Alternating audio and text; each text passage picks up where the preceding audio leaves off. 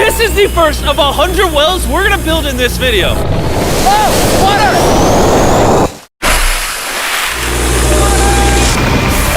Oh, crap! So 𝗬𝗏 was in Africa and he was digging 100 wells for African countries. It's a thing he does for his philanthropy side of his brand.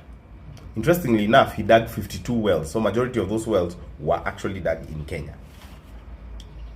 That one tells you how people see Kenya on the outside, but that's not why this video is being made. This video is being made because a YouTuber sank 52 wells in Kenya.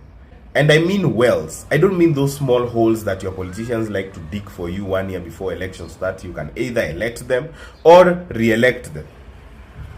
I don't mean those ones. I mean wells that are big and deep enough that they can continue pumping water for the next 30 years in unlimited supply, uninterrupted. This guy was out in some parts of the Rift Valley solving so many problems for kids who have to hike mountains 2 kilometers every day to go get a supply of fresh water to use for the day. He brought wells 5-10 meters away from those classrooms. So it means he has saved a generational problem for people who are at least there for 8 years at the very least. Yani mtoto wako class 1 huko, by the time he's getting to class 8 in 2031, will still be enjoying that water. He furnished a whole school with laptops, built a bridge, a permanent bridge somewhere in Kenya. We don't even know where, because we didn't know he was here. He didn't tell anybody. We all had to see it in a 10-minute fucking YouTube video on his channel. Whereas your politician will dig one small hole and call the whole media and put paid and trending hashtags. And I know this is incredibly naive of me, because I have and I am still within the political space. But never has a reality dawned on me so clearly like when I did watching that 10-minute video. Is that your politicians, their promises are only synonymous to your problems. All of them need your promises. All of them need your problems so that they can make you a promise. Opposition will need your problems so that they can attack government with them. Government will need your problems so that they can make more promises and fix some of those problems towards the elections so that they can be re-elected. Because then they know very well, if they empower you or if they fix those problems they're supposed to fix, the next time there is a conversation, there has to be a different conversation because those problems no longer exist. And I'll give an example. If at least 3 or 4 of these wells were dug in the hardest hit areas of my county in 𝗙𝗶𝗀𝗀𝗃𝗃𝗃, it means that whoever is the governor next time cannot speak about water, because water will have been a problem that could have been fixed. So he has to find something else to fix. But they don't want to do that because so long as we have problems, they have political capital. We need to clean up our mindset. We need to clean up our mindset. It cannot go on like this, that a YouTuber from America can solve generational problems for 150,000 families, but as we are here begging our politicians to do the right thing in small bits just so that we can worship them. Apana. Hey guys, welcome to the channel. If you're new here, it's 𝗙𝗶𝗿𝗀. Thank you for coming. For the subscribers, always thank you so much for the love and the support. I really appreciate it. Also for the members and everybody that sends in the super chats, guys, that really means a lot to me. Thank you so much.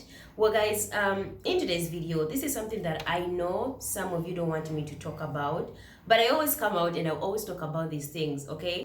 Recently, there's this YouTuber, and I think most of you know him. If you don't, please go check him out. He's called mrbeast, okay? So he came to different African countries, including my country, Uganda. He went to Kenya, he went to Zimbabwe, he went to other African countries, and he built wells for people to be able to access clean, drinkable water, or just clean water to those villages. And I love that he showed that really people did need those things. I've seen a lot of people calling him out.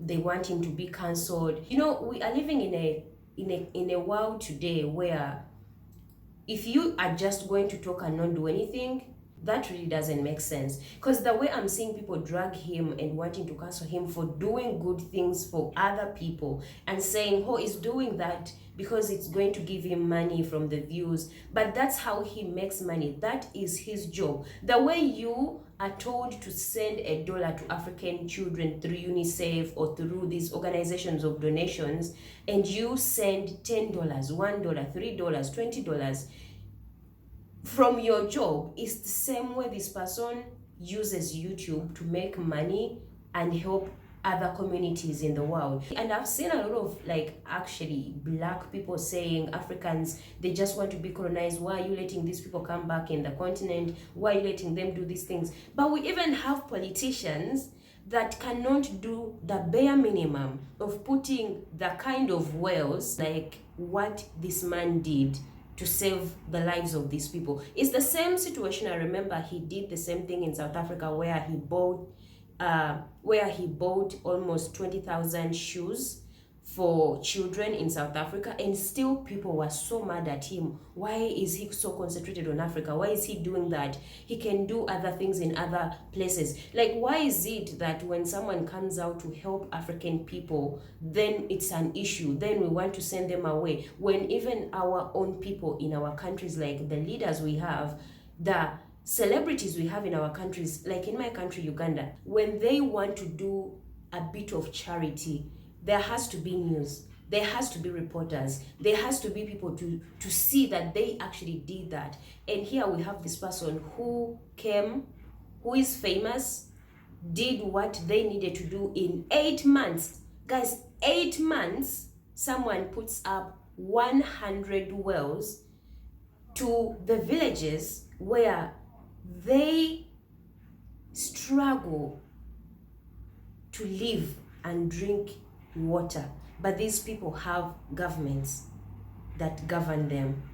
And then you want to just get on the internet and write a comment of why are you letting them in when you cannot do the same thing. Yes, I come out here and I talk about the white savior mentality, white savior complex. I do talk about those things, but when you see that someone has really come and has done something that is necessary for the people and is not even bragging about it, then we should really appreciate those kinds of people, and I stand on that.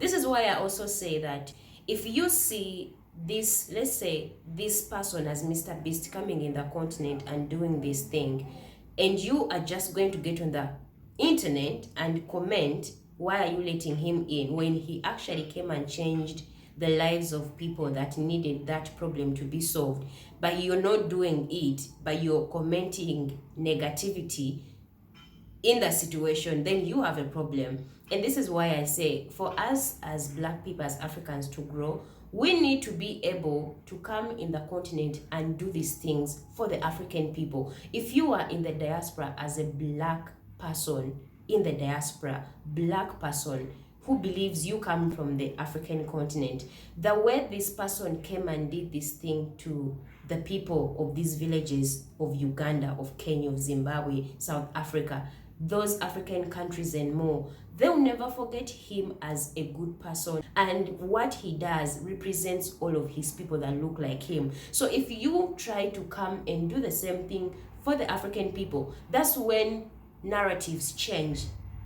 So I personally, I'm very thankful that this person got their money out of their pocket to do something that is productive, solved a problem for the kids, for the parents, for the people, for the schools. He gave out laptops, he gave out new stuff for the schools that they really needed. I really appreciate that, and I'll always come out and appreciate those people that do those things for the African people, especially those white people that come out and do good things for the African people. Like now, if you are trying to say that this person should not have done that for the African people and it was not okay, why is he doing it? How many of the leaders in those countries are able to do the same thing that he did? Because I don't see many. If you come to my country, Uganda, you're going to see the bare minimum of something called a road, but they are full of potholes. They are full of holes. If you drive your car, if you are on a border, if you are really using transport in Uganda, you're scared for your life. But we have leaders, and then when someone comes and does something good, like giving people accessibility to clean water, and then we want to come out and call him out for doing so, then we really have a problem. It's not okay. It's not okay. Guys, let me know what you think. I know some of you are going to be pissed by this video, but I am very proud of myself for coming out and appreciating this, because if I don't, then that makes me biased. So yeah guys, thank you so much for watching the video. I hope you like, comment, tell me what you think. Yes, don't forget to subscribe, hit the notification bell, and I'll see you in the next video. Bye.